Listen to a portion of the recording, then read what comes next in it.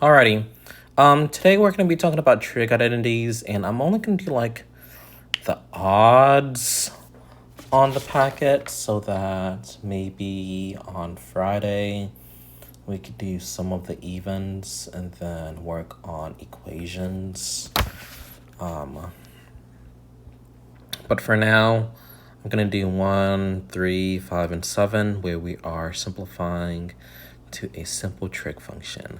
And whenever it means a simple trig function, basically means, sine and cosines, or one trig function. So for number 1, I have cosine x plus tangent of x times sine of x. And what I'm going to do here is convert the tangent into sine over cosine. And then we see that I can multiply the sines together in the numerator to get cosine x plus sine square x over cosine x. And with the first term, I'm going to multiply by cosine x over cosine x because I want a cosine x in the denominator because this has a cosine of x. This leaves me with cosine square x plus sine square of x all over cosine of x. Cosine square of x plus sine square of x is 1 using our identity from above. I have 1 over cosine of x, which is equivalent to secant x. Number 3, I have cosecant x minus sine of x all over cosecant of x. So what I'm going to do here is split up the fractions. So I have cosecant of x over cosecant of x minus sine of x over cosecant of x. Cosecant of x divided by cosecant of x is just 1. And then we know that cosecant is the same thing as sine. So now I have 1 minus sine of x times sine of x, which is just sine of x squared. So 1 minus sine square x is the same thing as cosine square of x. So that's our answer for number 3. For number 5, I'm going to distribute the cosine square of x so that I get cosine square of x plus cosine square of x times tangent square of x. Remember that tangent square of x is the same thing as sine square of x over cosine square of x. So I get cosine square of x plus cosine square of x times sine square of x all over cosine square of x. The cosine square of x will simplify down to 1 right here. So I'm left with cosine square of x plus sine square of x, which is just 1. For number 7, once again, I'm going to split this up into 2 fractions. So I have tangent of x over secant of x plus 1 over secant of x. I know that tangent of x is sine over cosine. And then I know that secant is just 1 over cosine. So secant is going to be this thing right here. And then I also know that 1 over secant is the same thing as cosine. Well, the cosines will simplify down to 1, and then I'm just left with sine x plus cosine of x. And I can't simplify that further, so I'm just going to leave it like that. And whenever we are verifying trig identities, we need to remind ourselves that they're not equations, okay? Emphasis on not equations. And what that means is I can't manipulate both sides, and I can't, let's say, add tangent x sine of x to the other side, or subtract 1 over secant of x to the other side, because whenever we're verifying them, we're only working with one side, and we're usually working with the harder side so that we can simplify it down to the easier side. So like here on number 9, I'm going to simplify this right here on the left so that it is 1 over secant of x. In this case, I'm going to probably simplify the tangent and see what I can do from there. So I'm going to get secant of x minus sine over cosine. And then we know that since this is sine, this is going to give me sine square of x. We know that secant of x is the same thing as cosine, so I'm also going to write that.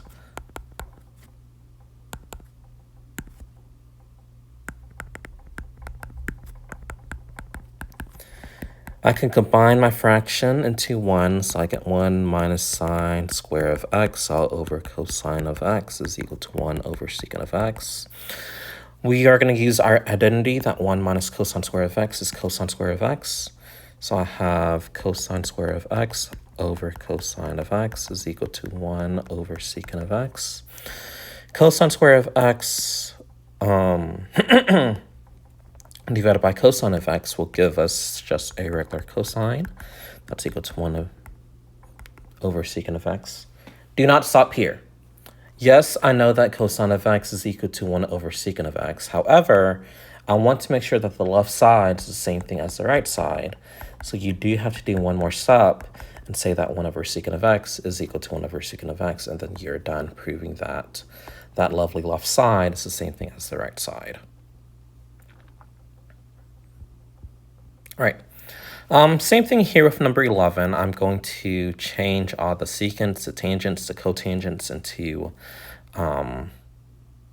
sines and cosines. But I'm only going to change the secant.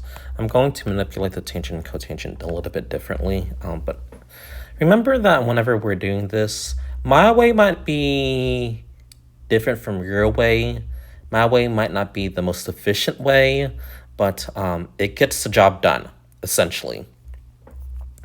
So for this one, I have secant of x, which is just cosine of x, or 1 over cosine, and then I have sine of x right here. So my top part, my numerator, is sine of x over cosine of x. Then this is all over tangent of x plus cotangent x. Well, plot twist, we know that sine x over cosine of x is going to be tangent. So now I have tangent x, and that's going to be all over tangent x plus cotangent. Okay, and what I'm going to do now is move the tangent right here to the numerator. And I know that tangent is 1 over cotangent. So that's essentially going to be 1 over cotangent times tangent plus cotangent. Then I'm going to simplify the denominator. That's going to give me 1 over cotangent x tangent of x, which remember that since they're reciprocals, that's just going to be 1. And then I have cotangent square. Now 1 plus cotangent square of x is a little identity, and hopefully you remember that that's going to be 1. I mean, that's going to be cosecant square of x. And I know that 1 over cosecant square of x is the same thing as sine square of x. So we have proved that the left side is equal to the right side. Okay, 13. What I'm going to do with 13 is multiply out to the left side using our formula for perfect squares. So that's going to be cosine square of x minus 2 cosine x sine x plus sine square x. And I know that cosine square of x plus sine square of x is going to be 1.